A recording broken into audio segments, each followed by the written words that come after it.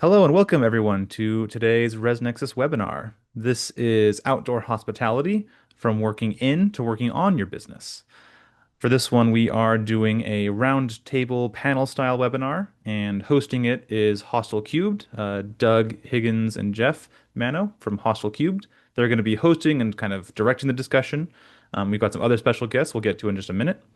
But as I said at the top, we do have a poll open right now, just so we can learn a little bit more about you and what your needs are, what your situation is, so that way that can help inform our discussion a little bit as well. All right, and then while you're answering that, I'm going to go ahead and share my screen here. All right. Hopefully everyone can see that okay. So as I said, we're going to have a panel style discussion. We're going to go over lots of really valuable stuff for outdoor hospitality businesses and financing and things like that. If you do have any questions for us, we will have time at the end or towards the end for a Q&A. If you do have any questions, just make sure to field those in the Q&A section of the webinar. And as I said, we'll get to those towards the end. But with all that being said, I'm going to go ahead and let Jeff and Doug take it away. Thank you. All right, perfect. Well, thank you, Gavin. Appreciate it, and glad to be back here. This is our third webinar with ResNexus, and we've kind of taken outdoor hospitality and cut it up into a couple of interesting buckets. And for this one, we wanted to approach valuation and some of the big challenges, that we've seen in asset management and really how to kind of maximize the value of an asset tactically and strategically. And so we have Sherry Hailala and Scott Foose with us, who are wonderful panelists. I'll let them introduce themselves, but very well known in the industry. And valuation and asset management are a little bit dry, but I think our main mission today was to make those approachable and interesting, and I know they're gonna be really helpful with that. So, Sherry, you want to kick us off? A little bit Hi, about thanks, you. Doug. Yeah, that's a lot of pressure that I have to make a dry topic interesting, but I'll certainly do my best. Just very quickly, I have been in the commercial real estate business for 35 years now, and I'm an appraiser by background. So I appraised my first campground and gosh, more than 20 years ago. And that has evolved into a full-scale outdoor hospitality consulting and appraisal business in the Americas. And with my team, we've done well over 300 projects in the outdoor hospitality property segment just in the last decade. That's the quick and dirty on me. Cool. And Scott? Hi, good afternoon. Thanks so much for having me, Doug and Jeff and Gavin. It's great to be here. I'm Scott Foose. I'm managing partner of Horizon Outdoor Hospitality. We are a hospitality company that provides both third-party management and professional services and consulting, exclusively serving the outdoor hospitality and boutique lodging space. I'm celebrating, truly celebrating this year, my 20th year in outdoor hospitality. I got started slinging ice cream cones and cleaning pools and bathrooms, working front desk at a local RV resort in my junior year of high school, and fell in love with it, and have never left. And we're working with almost 30 properties on a managed property basis, and a few dozen more on a professional services basis. So we're excited to be here today and to walk through ways to help improve things, and like Sherry said, try to make it actually fun and not just something that's so dry. But it is fun. Working on your business is fun when you allow it to be. Absolutely. Awesome. And Jeff, you want to, I know a lot of folks may know us here, but we may be new to other folks. So you want to take a minute Yeah, I'll and give you guys a quick intro. So I'm Jeff Mano, partners with Doug here at Hostel Cubed. And so for us, our mission is to make nature more accessible. And by doing that, or to do that, we create really great, affordable, easy to deploy off-grid accommodations that help glamping resorts, campgrounds, RV parks, and other landowners create stylish outdoor destinations faster, smarter, and more sustainably. And so we have our own venture out in Joshua Tree. We've got more on the pipeline.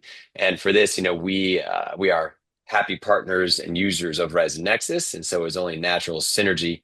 And this is, as Doug pointed out, the second of a series of webinars that we're helping produce as part of a introduction to glamping or glamping 101 series. We're really excited to be back in the saddle with you all, this time joined by Sherry and Scott. And if you have missed the past one, we had a great conversation with Todd Perry and David Smith of Outside Capital. So please check that out, which we have links at on ResNex's website.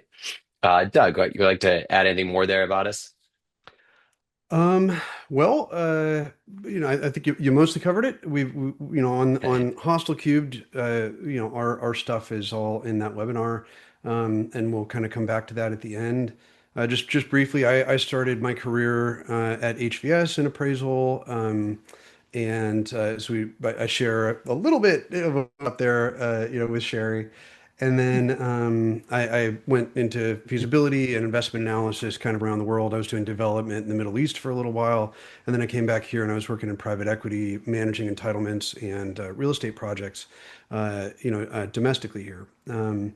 We started Hostel Cubed because, we saw an opportunity for structured accommodations that were more affordable and approachable for owners, and thought, this is an opportunity. There's an opportunity for people to incrementally add structured accommodations in these campsites, and RV parks that can be accretive and add capacity in nature.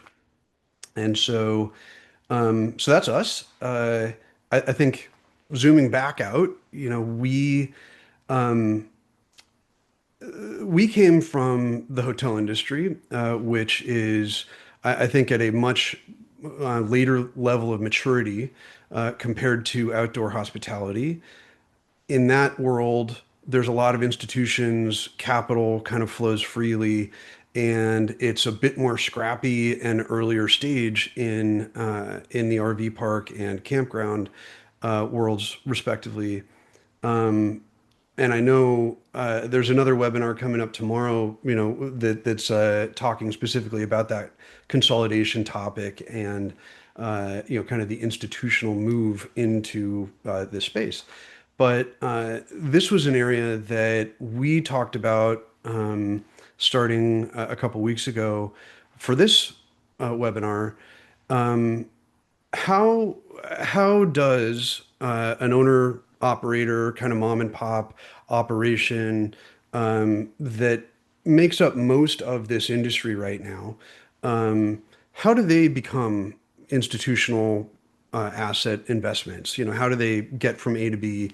And what really differentiates those type of assets and businesses?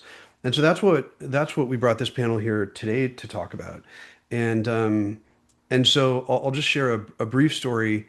Uh, a couple years ago, I went to a franchise buyer's workshop for a major brand, and one of the most interesting topics was not what I expected. It was accounting, and it was at the end of the whole workshop, a couple of days, we were talking about accounting, and a lot of those people were thinking about buying campgrounds, and so they were curious, how do I figure out how much this thing is worth? And how much should I pay? How much should I pay myself? How are those related? And so I'd like to get into a little bit of that, but maybe we start here.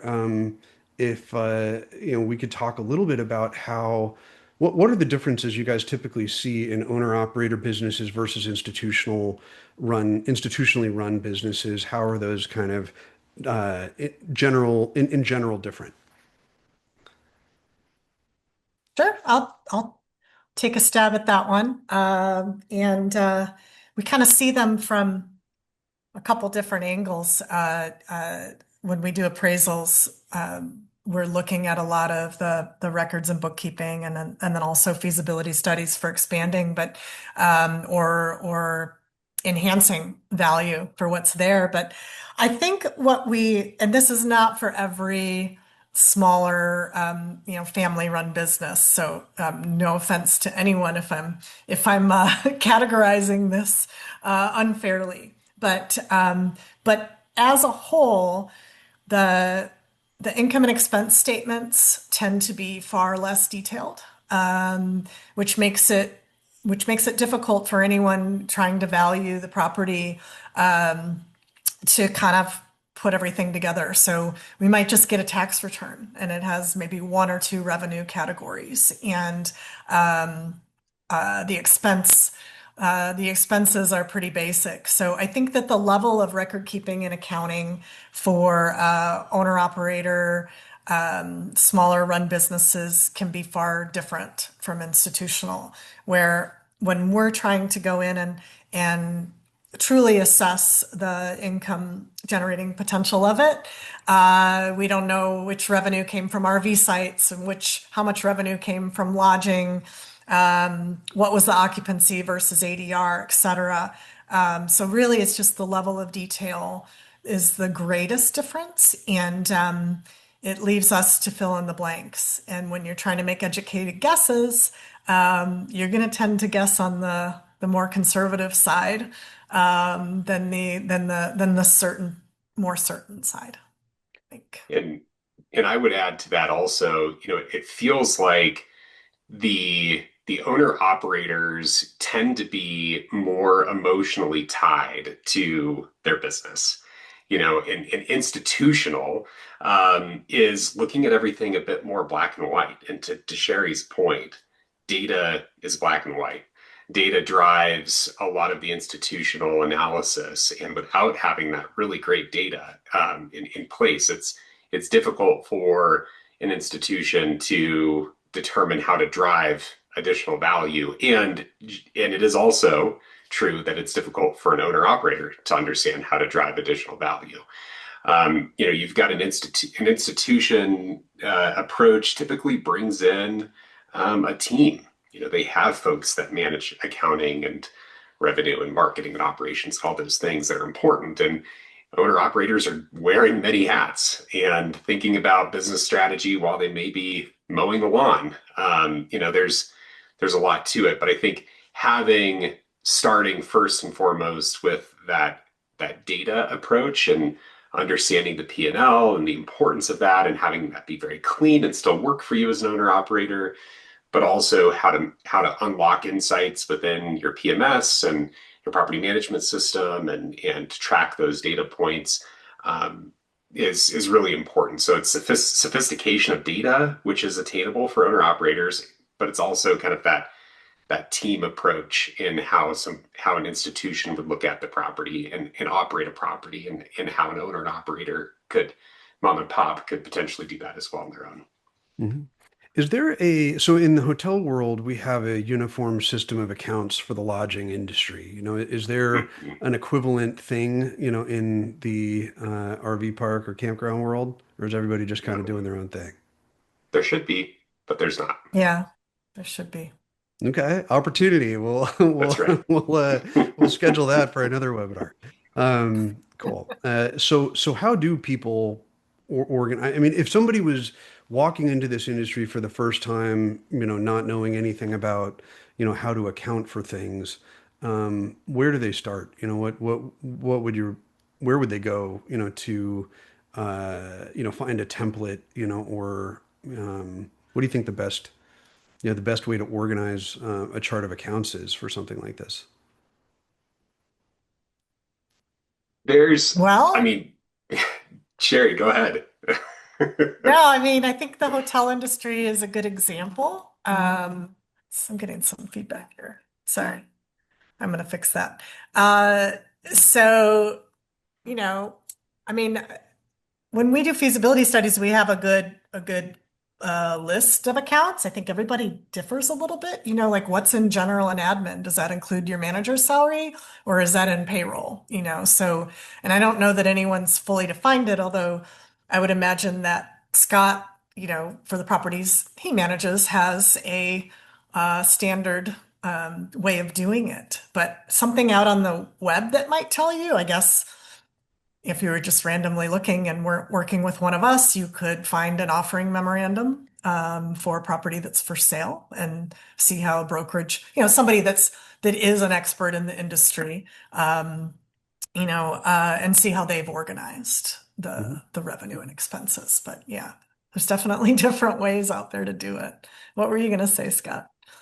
No, I mean, I think that that's a great approach, Sherry. And there is, to my knowledge, there isn't just, go to this website and download this template. But at the end of the day, it's a balance with owner operators. You've got to make sure your P&L gives you the data and the insights to grow your business and to help, future proof you if you do go look to sell eventually or bring in outside money to help you expand.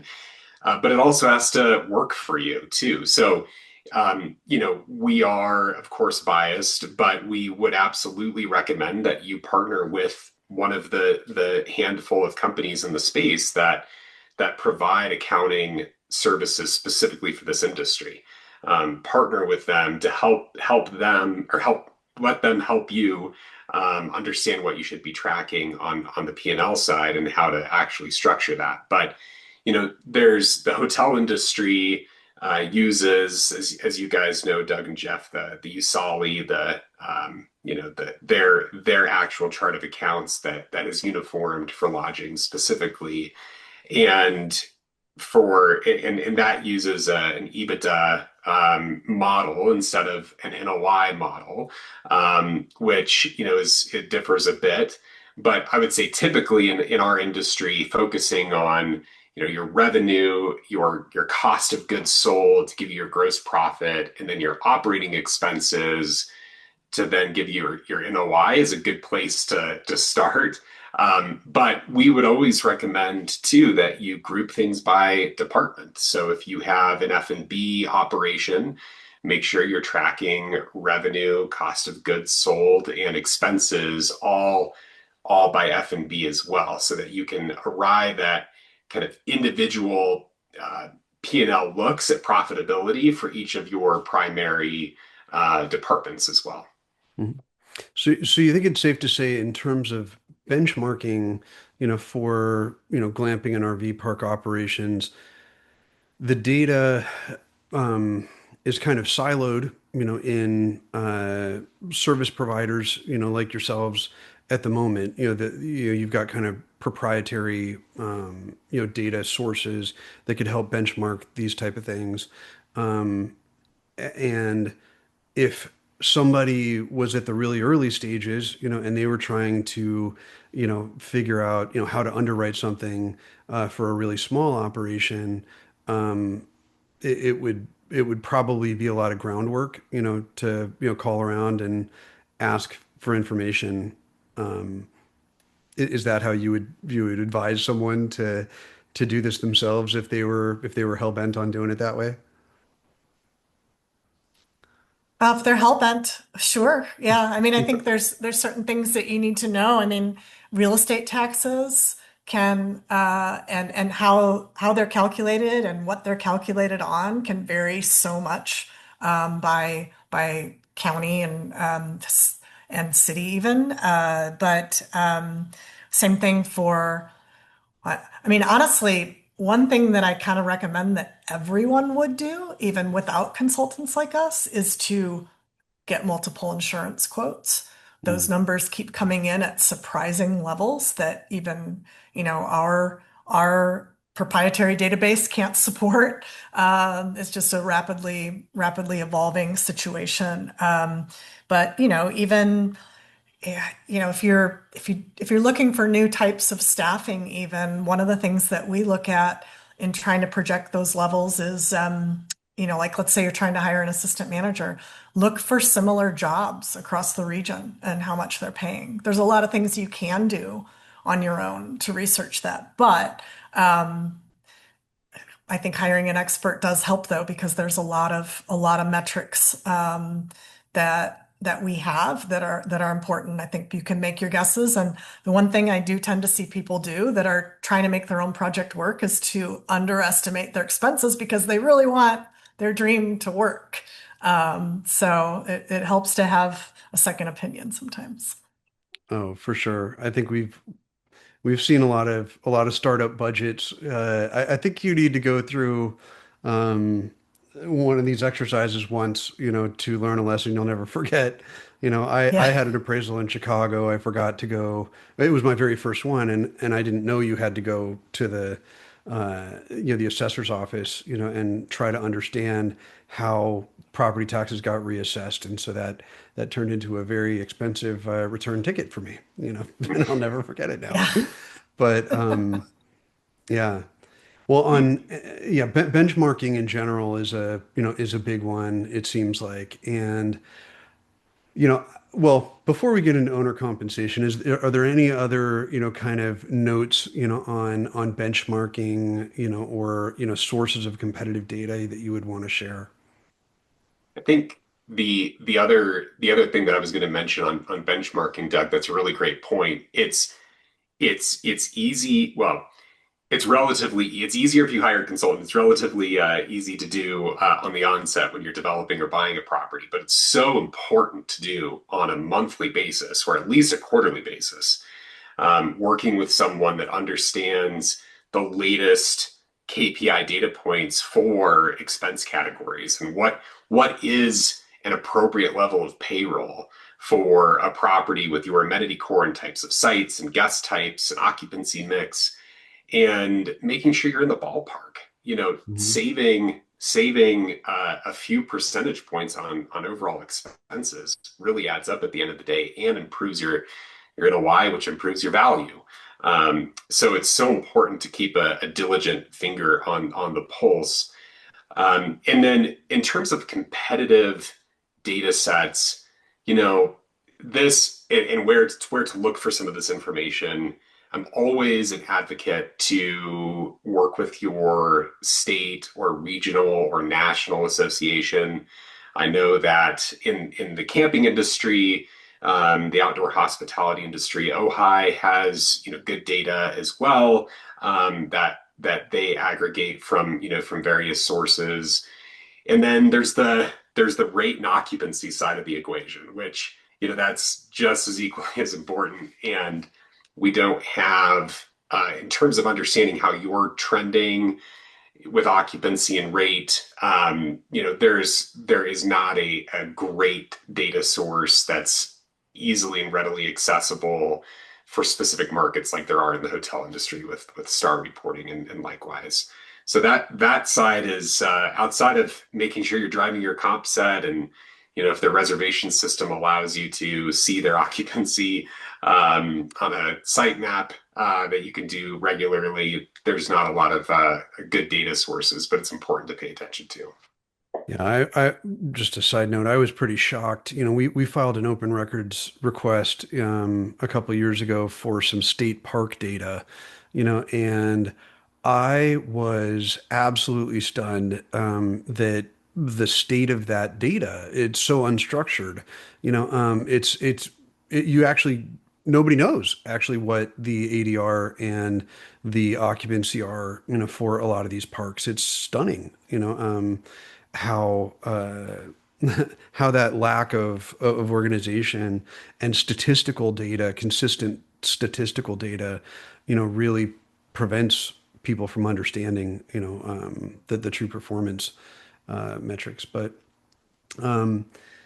and I want to come back to revenue, also because I think, on the expense side, it's really interesting, but revenue management's a whole nother, ball of wax, for this industry.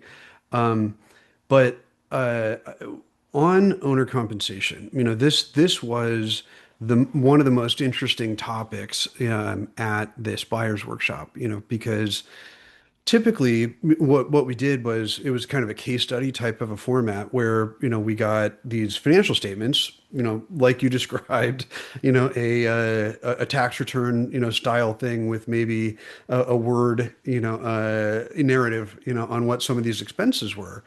And in the brokerage world, we talk about something called seller's discretionary earnings, right? And maybe you guys have come across that, but as a broker, you kind of take the income statement, which the idea is you've overburdened, with all these expenses. And so to understand what the property is truly worth, you need to unburden, the property of all those expenses. And so you take out the car and, whatever you might have given yourself discretionarily, and so, where you might show $20,000 on, the income tax return, all of a sudden you've got, 200,000, in NOI, that after the adjustments, you're saying this property might make. And so, of course, a buyer, is looking at this new adjusted statement saying, okay, there's $200,000 in NOI here. If I buy this, I could expect to make, $200,000. But there are some questions, that a prudent person might have, like how much of my labor, is going to be required in this thing. And so I'll pause there, but have you guys seen situations like this? And is that the typical situation, for someone, that might be buying a property? Would say so. Yeah, absolutely. And so, And sorry, yeah, how do you untangle that? asking a lot of questions with skepticism also,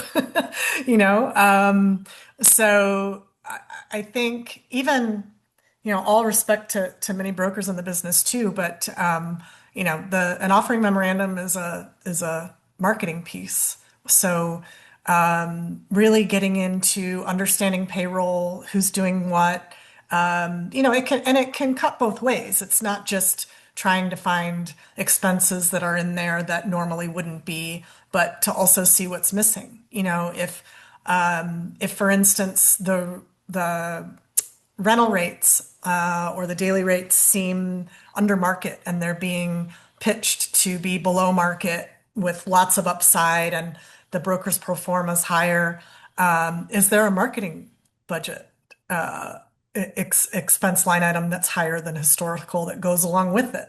Because you can't just, magically raise rates and expect everyone to come in occupancy to stay the same or grow. So I think digging into that, digging into legal expenses. If you see big bumps, ask why. It's common for me when we are doing appraisals to go through each line item and say, is there anything unusual here? Are you taking a salary as an owner, and how much? How much time do you spend? Trying to think of some other ones. Looking at utility costs and understanding if there's been upgrades or, was something corrected that's lowered the utility costs, or are they purely driven by changes in weather, or was there a change in renter mix from short term to long term? And how are utilities is kind of a big one when it comes to having long term renters and how that's accounted for. Because in the RV world, monthly renters tend to pay their own electric.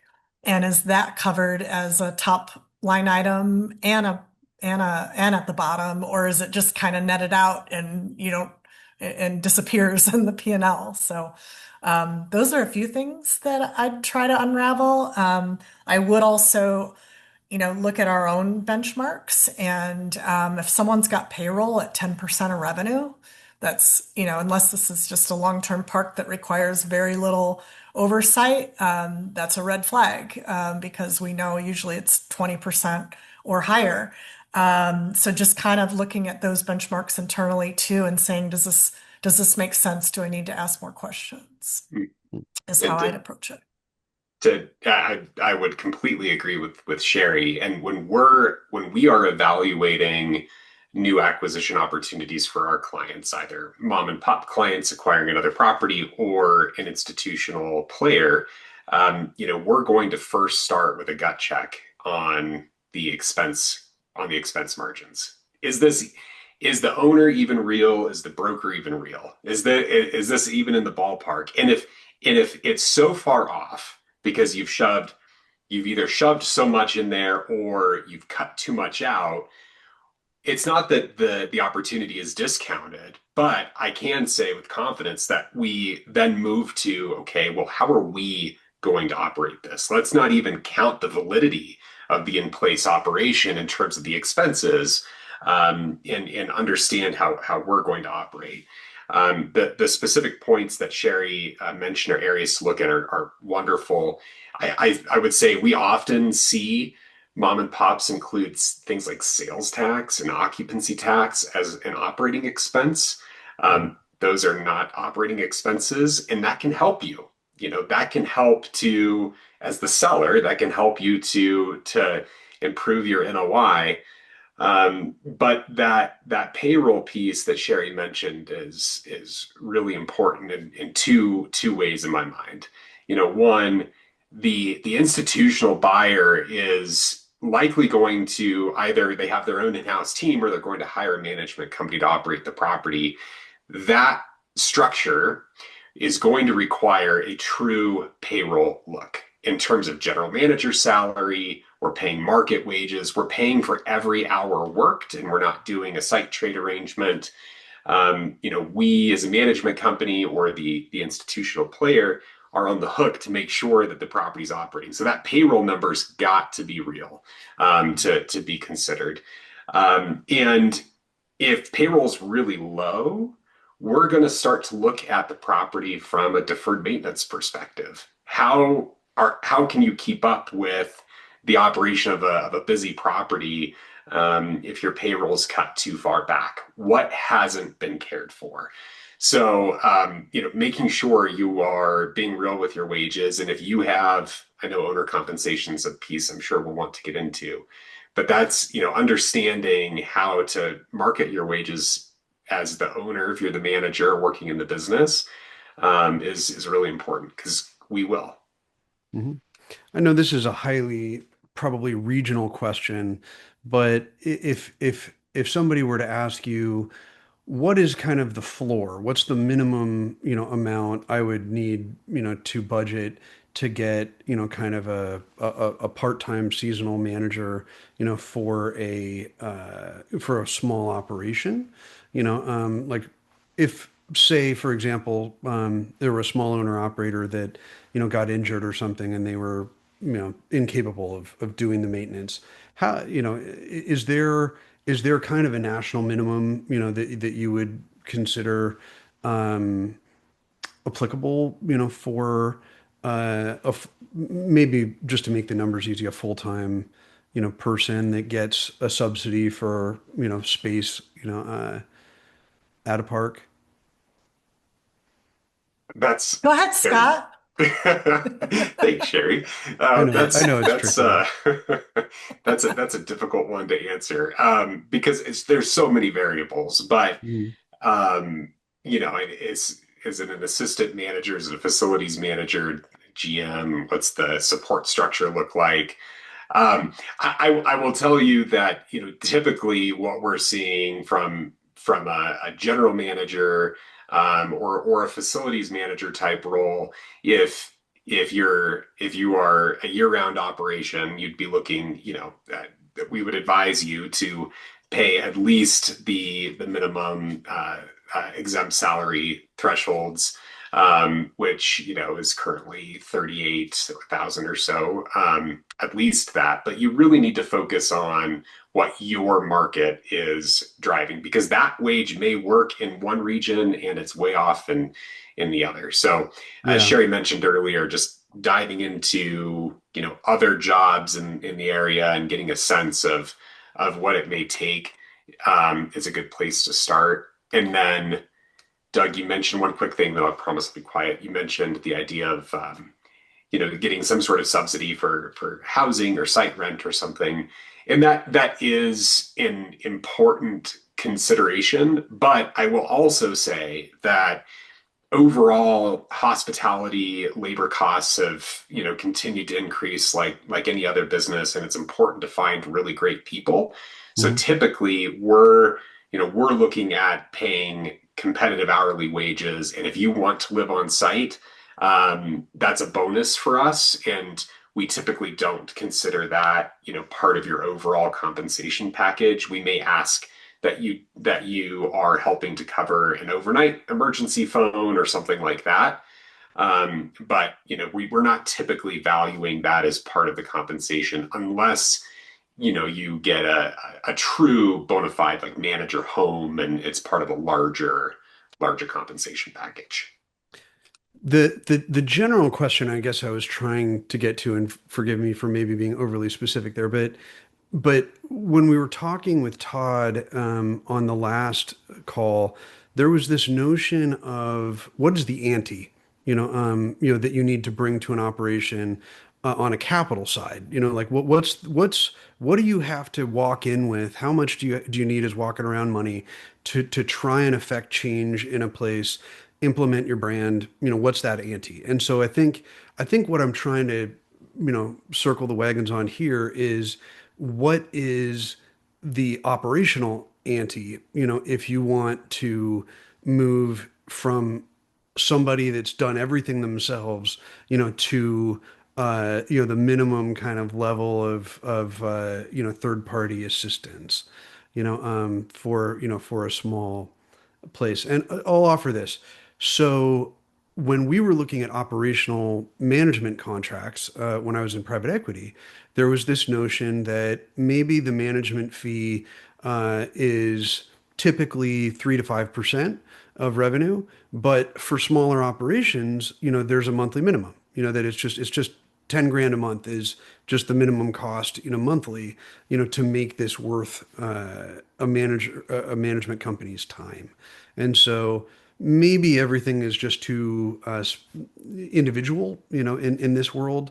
But I guess that's what I'm trying to understand. Is there like a minimum monthly cost, that somebody might consider just as a rule Yeah. of thumb, to help relieve their own labor, and bring in a strike team to kind of help them get out of the business themselves. Well, I went down a totally different path, so thank you for clarifying and bringing it back. Um, Sherry, do you want me to try to take that real quick? Go for it. Go Okay. for it. I just from my perspective, I mean, Doug, you're right. In my opinion, the view of third party management in this industry is complicated because the asset types are so different, property sizes and revenues are so different. It's very varied from a typical hotel structure. So, and gross revenues are often, generally much, much, much lower than a typical hotel management contract. So you end up having those, management fees that often have minimums where, the property really should be earning in excess of at least 1 million to 1.5 million to earn to afford a management fee. And that Mhm. management fee is likely going to include some aspect for revenue management and marketing, and accounting and general operations oversight. So every company has their different minimums and expense structures. But I think that I know that there's a growing need for tailored professional services in the space that will allow owner operators who still want to be in the driver's seat, but they recognize burnout and they recognize that they need some additional assistance to keep them in the game, to allow them to unlock additional value that an institutional buyer potentially would. And that's where companies like ours and many others in the space can come in and provide everything but operations, management itself at a lower price point, that allows you to have kind of a co-pilot, that's rowing for you, that's rowing for you to allow you to better steer the boat. Mhm. I'm glad you brought that up, Scott, because I think it's an awesome service that you're offering to clients. Kind Thank of you. like the in between of doing everything yourself and third party management. Um, one One distinction I wanted to make, this might be obvious, but just in case it does get missed, is that there's management fee and there's manager salary, and they're very different. So if you're fully running your park yourself and doing everything yourself, the leap from that to an institutional buyer, maybe not the news that you want to hear, but may include a management fee as a percentage of revenue and a manager's salary for someone to do the legwork of what you are doing every day. So it's not just the third party manager fee in all cases. Yeah, that is important. Thank you, Sherry.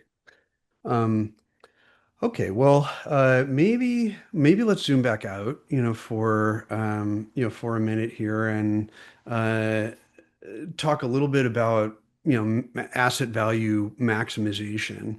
Um, and so I, let's take just a minute with revenue management. How would you characterize the state of revenue management, here in the outdoor hospitality world, and how do you do it? That's for Scott. Um, well, I mean, Sherry, you'd probably agree. I mean, it feels like, it feels like very early days for revenue management in this space. The bigger groups, either bigger operators or institutional players in the space are absolutely managing revenue. Um, and the but the vast majority of properties are owned by mom and pops, and they may not know where to start. It sounds scarier than it really is. But I would encourage listeners to think first and foremost, it's not just revenue management, but it's revenue strategy. What is the ultimate positioning of your property in your market? What's making you unique? What literally what corner of the market are you in from a rates and occupancy and amenity differentiation perspective, that allows you to offer something that's a bit more unique and provide greater inherent value in your overall property offering. And then, understanding who your guests are, the occupancy mix. And when I say who your guests are they families? Are they long-term, say monthly workers or snowbirds? Are the guests staying predominantly on a daily, weekly, or monthly basis? That's also different from the hotel world. Hotels don't really have seasonal stays, and seasonal stays should still be revenue optimized. And looking at those area, those that timeline, and in or looking at the year overall, the calendar, and understanding those peak times you're going to be busy, and how long should you require guests to stay? Can you have a minimum length of stay for a couple of nights in the summertime, or do you feel that may be pushing it too much? What is your dynamic pricing strategy? If you have your bar rate or your best available rates, your kind of floor, at what points are you increasing rates? And at what occupancy thresholds or timeout before, length of time before stay? There's a lot to it, and there are some good resources in the industry that you can kind of self learn how to optimize. But true revenue management requires a diligent, at least a weekly view of your occupancy, and your pickup and future forecasting demand. Tied also with what's happening on site operationally and from a marketing perspective. So it's unfortunately it's something that's a bit complicated, but you can at least start by asking the basics of who you are, who your guests are, looking at your rates throughout the year, moving away from just a week, flat rate or a weekday rate, but having multiple seasons through the year, that sort of thing. Yeah, it's been interesting, crossing over from the hotel world, into, RV parks and campgrounds, just because people, it took a while, in the airline industry to people get used to dynamic pricing. And then in the hotel world, it was another curve that was a little more delayed, and now, we're seeing it here where, people are still calling and saying, what's your rate, on these days, and it's like, well, let me check the computer, because I might have a different rate on a different day and I'll aggregate it for you. But so part of it is kind of training the customer and, just it'll take a little time for them to kind of expect that, for that to become normal, but I will call ResNexus out there because they do have a lot of tools for that. It's something we've played with. They do have the ability to protect with length of stay and minimum nights. We have a very seasonal business and a very peaky business because we have music festivals, marathons, events that happen out there in Joshua Tree, and so that's an essential part of our stuff because it could vary wildly. Um, so on asset value and kind of when we were talking last week, getting ready for this, there was this idea of there's incremental things that you can do, and then there's big picture transformational things that you can do. Um, what are some of the things that you typically see? Or is there anything we haven't talked about yet that you typically see as low-hanging fruit in an operation where you come in and there might be a few things that you look for, that could be quick wins for people that don't require a huge amount of investment in time or money, but maybe Yeah, just I can. awareness isn't there. Yeah, I think there's a number of things, and one can just be transition from, if you've got the short-term demand, but you've got a lot of long-term renters that you're keeping there because, they're friends and they've been longtime customers, and gosh, that just would feel so awful to kick them out. From a bottom line perspective, that can be one of the low-hanging fruit, and once a sale potentially was affected, that might happen anyway. So I think that's something that I see owner operators hesitant to do because it is kind of a passionate business of the heart and the family. I think that there are, I think websites, quality of websites and photos, that does require some money, but if, it's not a huge amount to go from sort of an antiquated website that doesn't show off your property properly to one that sells it. There's a lot of tools out there to make that pretty easy to do. I think, obviously booking online, I think most people have that, but it's still out there that you've got to call. And the younger the campers get, the more hesitant they are to want to do that. I think they're going to move on to the next place potentially. And I think that there's some low cost amenities that Mhm. have a big return. We all know pickleball courts are a big thing. You could get a pickleball court for maybe 30K, and you might get some customers that only go where they can play pickleball. So in most new builds, that's something that we're recommending in our studies. And wellness amenities, you can pretty affordably put in a sauna or a cold plunge, and then just other kind of Instagrammable outdoor spaces. Put in something special that gets the attention out there, that gets your social media starting to work, and use social media if you're not, and use it well with good photos and good content, and partner with people in your social media. I'm not an operations consultant, but it's just stuff that we've seen. So I think those are, I think that also events programming. I don't know that that's going to cost you a lot of money. It costs you some time, but to get out there and figure out what events would be synergistic in your location that would bring people in or bring in additional revenue. Think out of the box a little bit. Mhm. Yeah, those are great. Those are great. I don't have a lot to add. I would, I would also just encourage you to focus on optimizing the existing asset before you even think about expansion. One good example that I can think of, and we've done this as well, where we think food and beverage, even like a snack bar cafe, could be a great guest touch point, and it is. But the amount of time, the amount of money, the amount of headache that it can take to try and even make it break even on a lot of properties is a challenge. And it takes up a bunch of takes up mental capacity. Focus that time on something else. Cut it. Don't You probably don't really need it.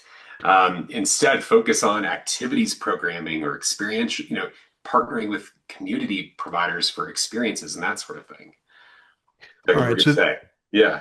So this one, so first of all, my inclination is to agree with you, but I saw a very troubling webinar, that from a year or two ago, where uh, Sage was talking about the amenities that typically have a huge ADR lift, and I was shocked, to learn that proximity to water, or water, wasn't a massive, it wasn't highly correlated, but what tended to be highly correlated and not necessarily causal, but private bathrooms, I think were 70%, Hmm. associated with a 70% higher ADR, and on-site food and beverage, was like 100%, higher ADR, and they may not be causal, so I don't know if that necessarily translates to your, 30 unit operation in the Salton Sea,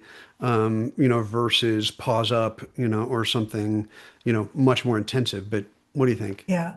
Yeah. Well, first of all, that those numbers from my company Sage were for glamping Hmm. and not RV. So that's one important distinction. And I do think some of it is um, if you have food and beverage on site, you wouldn't do that without sort of a higher end glamping unit to begin with. Yep. So the message is powerful, but there is more to the data for that. So um, yeah, so it kind of those things compound to Hmm. make that rate difference. So yeah, it's causal to some extent, but not to the extent that all you have to do is at a restaurant and your rates double, of course. Yeah. Right. And then to Scott's point, one of the things that we look at as to whether or not you really need that food and beverage offering on site is what can you drive to in 10 to 15 minutes of the area. Hmm. And if you're in Texas Hill Country and you're 10 minutes from downtown Wimberley, you don't necessarily need to have that on site because there's so many cool places to go to get it. So I think that like everything, it depends. Hmm. But if your customers have options nearby and you're breaking your back to just break even and offer them some snacks or some mediocre, things to eat, then yeah, I think it's a good thing to take a look at as to whether you really need to do that or you can focus on other things that impact your value more. Hmm. Yeah. So I think I heard the inflection point you were describing earlier, Scott, as being between like 1 million and 1.5 million, in revenue, and so do you think it's um, a fair characterization that, if you're under 1 million in revenue, then you should focus probably more on incremental things to get to that, that million in revenue, just, adding more sites, focusing intensely on the customer experience, maximizing kind of doing what you can with what you have to get to 1 million. And then maybe at that point, you're in the tweener zone where you might start incrementally adding some things that transform the experience in a more luxurious direction. I think I don't want to answer in a nebulous way, Doug, but I think you've got to look at what your end goal is in your exit strategy, and also realizing that a lot of properties are going to earn 600,000 a year in gross revenue, and achieving $1 million is even with all the optimizations and all the things may still be a very tall order.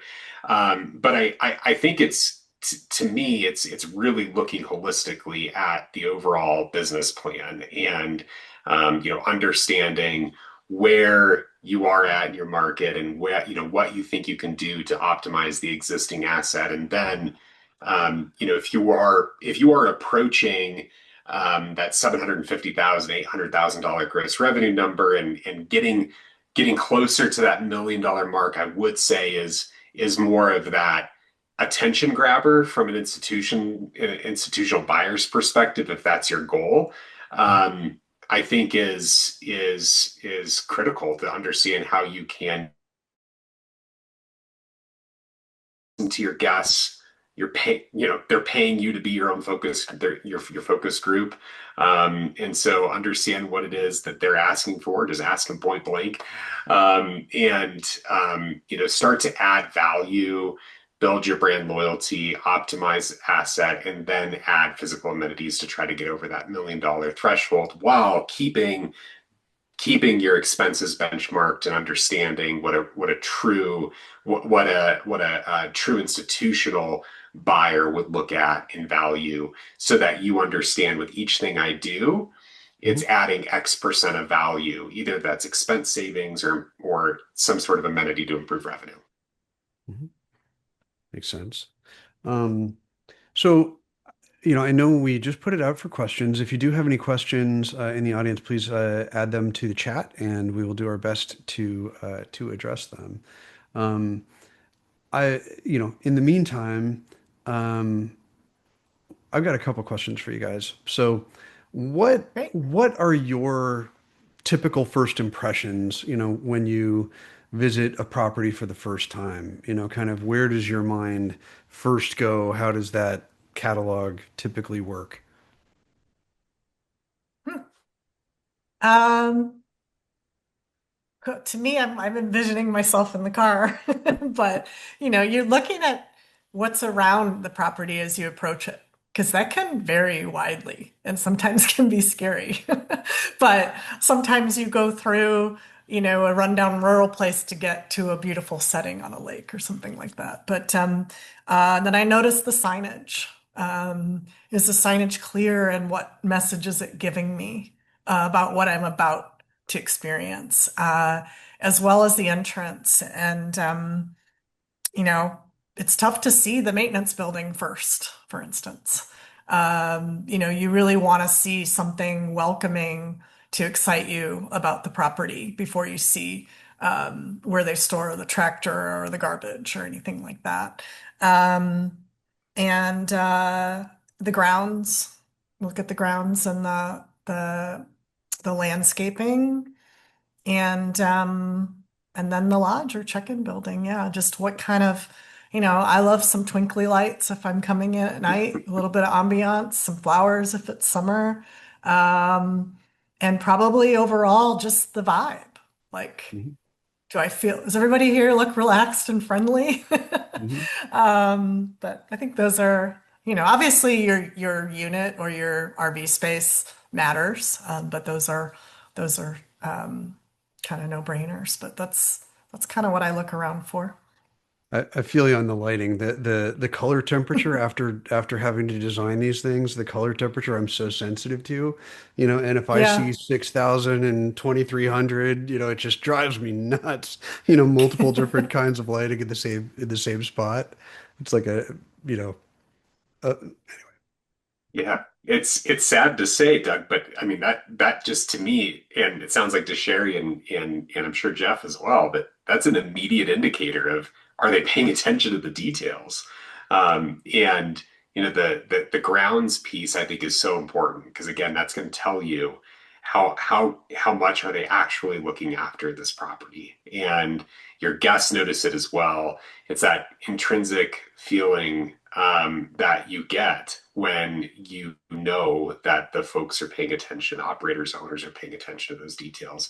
The only other thing that I would add, in addition to, are they are they on average the same occupancy as, the other parks in the market, of course, would be um, when you drive in, would be, do you see staff members? Do you see people out and about? The parks, there's a direct correlation, in my opinion. I've not done a study on this or have the data to show it, but the properties where I see staff members out and about Mhm.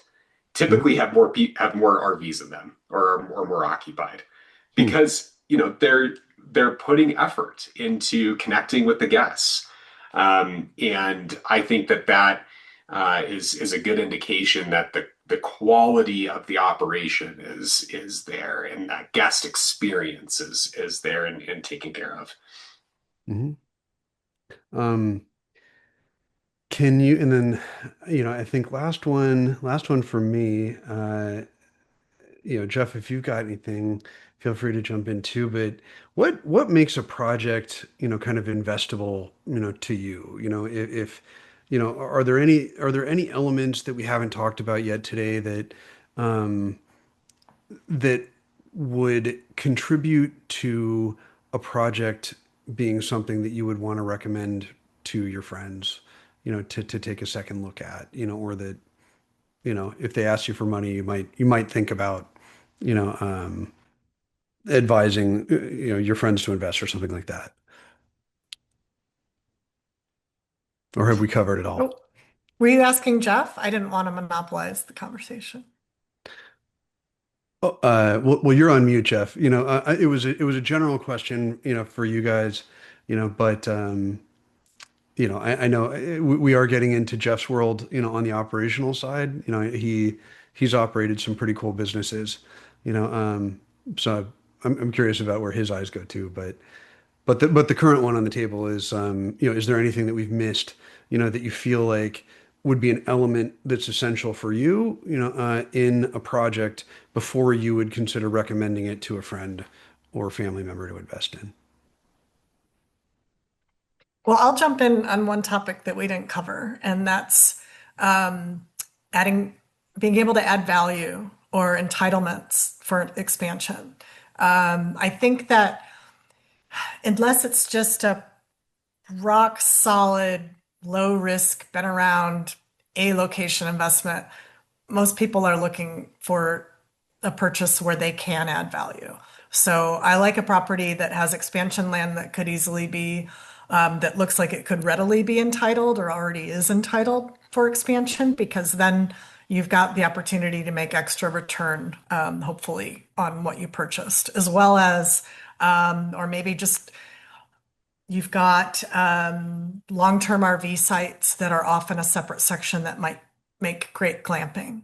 I also like a location that has year-round demand factors. Mm. Ideally a beautiful summer, and then it actually gets snow in the winter, and it's near lots of things to do with the snow. So those are kind of my highlights for what I look for, which I think would be somewhat common. It, this is a little nerdy, but when we were doing underwriting, in the private equity world, that was a whole section was option value. This is your core investment, but these five things, are options for future improvement that you may not immediately see the value in cash flow now, but they're investable projects, that could have present value when we consider their future improvement, right? That absolutely. What's the upside on the revenue and the expense side? And I will preach it for hopefully another 20 plus years, but don't if you are an owner operator, don't leave it for the next guy. There's opportunity for you to realize that yourself. And the who knows what the industry will look like in 10 or 15 years. There will always be ways for the next person to add value, but the stuff that's on the table today you can do. And a lot of it you don't have to spend a ton of money to do. You just have to free up the time to be able to think through it and plan and understand the trends. Mhm. Well, Jeff, I'll kick it back to you on the operational question. Where do your eyes go, Yeah, it's funny because I think this is a good prompt. One of our future webinars coming up will lead more into this. Hint, hint. Stay tuned. But I like to kind of pick up on what I think both of them are saying, and it's the pixie dust and magic that makes each place special. And whether it be some of the simple nuances of say lighting that highlight the natural features and beauty of the environment it's in. Say, for example, appropriate desert lighting to preserve night sky, but yet highlight the cacti versus forest lighting, where you might somehow be able to illuminate the canopy above. Or preserve the stars. It may be also the pixie dust and magic in terms of the life of the place. Is there music? Is there artwork? Is there a smell or an aroma? Maybe it's just me being a fat kid, but I still have fond memories from camps, and that is the smell of, what is the s'mores, that sort of burnt marshmallow chocolate, and you can replicate that with cookies. And so duplicating it with cookies in the clubhouse or s'mores kits around, and even just the smell of the fires themselves. And then you can continue to layer on with music. Do you have music pumped through? Is it light? Is it energetic? Does it evolve across the day, which I think the more advanced operators in hospitality do ever so well. And so it's really thinking about the psychological impact on all um, senses and how we celebrate what is without trying to be what's overly contrived or artificial. And if you've ever been at Disney World, you all know probably Main Street, the scent of cookies and the sound of music, and the little sounds and doses that everyone has seen because they were so beautifully well orchestrated. And I think Mm. we can do that as well, in a forest and a mountain and a lake. And I think we all have those moments to celebrate. And that's what I'm excited to see more people lean into as they do. And that's certainly something that I know great hospitalitarians do naturally and great operations do advanced, in the lifestyle sector of the hotel sector. So I, for me, it's not an A answer, but a definition of what I like to see. I, I love that you brought up the smells of nature. They're just, Mm. you can't compare them. And a lot of people don't talk about that. So Yeah. that's You awesome. know, you can I, enhance that too. You could bring in not just artificial, but you light up some candles or things like that that aromatize the place that still lean into the ambiance, but Mhm. finding those ways to complement, not contrast or try to be artificial. It's my nerd hat again, but I feel like Maslow's hierarchy of human needs. I feel like Yeah. I feel like we need the hierarchy of glamping needs, when Yeah. like all that stuff at the bottom, food, water, shelters, like the most basic building blocks, but then every layer, you add on to it, it's the design layer, and the visual and the touch and feel and all of that, and by the time and then you add programming, to really kind of get to the top, where that self-actualization, block is really creating this perfect experiential um, experience, right? It's everything Yeah. that kind of makes you contributes to that feeling, of having the ultimate getaway, right? I'll give you by way of example of an experience I had at Auto Camp Cape Cod, middle of winter. It was a long, rainy, it wasn't snowing, but it was that cold, brutal rain that just soaks you to the core. And it'd be a long day of traveling from West Coast to East, driving on in, and finally getting there. And it was just such an awesome welcome to walk into a room that's warm. There's a beautiful fireplace. And the person that checking me in totally got it. They're like, yeah, it's cold. Do you want some hot cocoa or decaf coffee or tea?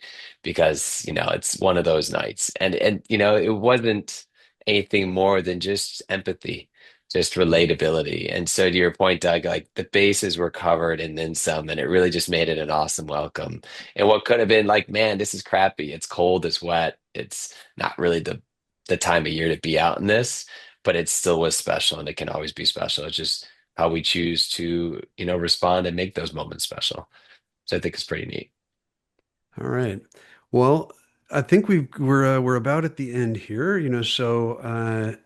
if there's any closing thoughts, we'll do you just do a quick lightning round, and is there any parting thoughts that you'd like to share with the audience here?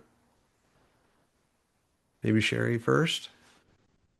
Sure. Yeah, I didn't think about parting thoughts until right now, but All right. I guess I would like to. I guess I'll make a plug for the future if you all don't mind. We Love at it. Sage Outdoor Advisory have been trying to solve some of the data gap in the industry. And we've recently released some of our data reports, which cover rates and amenities. And that metric that you talked about was from a while back when we started gathering data 2 years ago. So we've released our glamping report for a number of states, and we'll continue to release more throughout the year. And we will be adding RV as well. So you can get a sample free USA report on our website at sageoutdooradvisory.com. And we look forward to supporting the industry more with key data to help make great decisions and maximize value. Awesome. I'm supposed to follow that. That was both helpful and very lofty. That was great. Um, note to self: never follow Sherry. But Oh, I stop would it. I I would I I would also just add that, as I said, don't leave the upside for the next guy. This industry is evolving and there is more sophistication in the space. And as an owner operator, it can feel very overwhelming and very daunting, to the extent that you can focus on that top level plan and understand that you can optimize your existing asset and focus on, if I may too, hiring or working with a company that can help you avoid the burnout, help you stay passionate in what you're doing, and be that coach or that guide or that extra horsepower when you need them along the way, to unlock new potential in your property and show the buyer when it is time, that you are taking those steps to create a more institutional level asset while still staying true to the core and the heart of your business and what makes your property so unique and special. The end goal may not be to sell; it may be to make this a generational asset, but the next generation is going to want help too. So just really take time to understand what your exit strategy is as part of all of this. Awesome. Well, and I do love that about your company specifically is that you do have those kind of modular offerings, so you've got kind of the full service wing, and then you can cut it up and do just That's right. the surgical things that people need assistance with. That's Yeah. great. Thank you. Um, all right, and then I guess for us, we started the year here, with an offer on our products. We've got 14 left. For anybody that's interested, give us a ring, and we can talk about helping build your glamping village. Um, and if there's nothing else, Gavin, then are we a wrap? Yeah, I think that'll about do it. I'd like to thank all of our lovely panelists today. Thank you for your insights and contributions. Thank you to everyone who took the time out of your day to attend. I know we're entering the busy, peak season of the year with all our outdoor hospitality, but appreciate you all for being here and being a part of the conversation. And with that, I Awesome. think we're going to go ahead and call this a webinar. Thanks everybody so much. Have a good one. Thank Thank you, you. everyone. Thank you, guys. Thanks for having us. You're very welcome. Bye. Bye.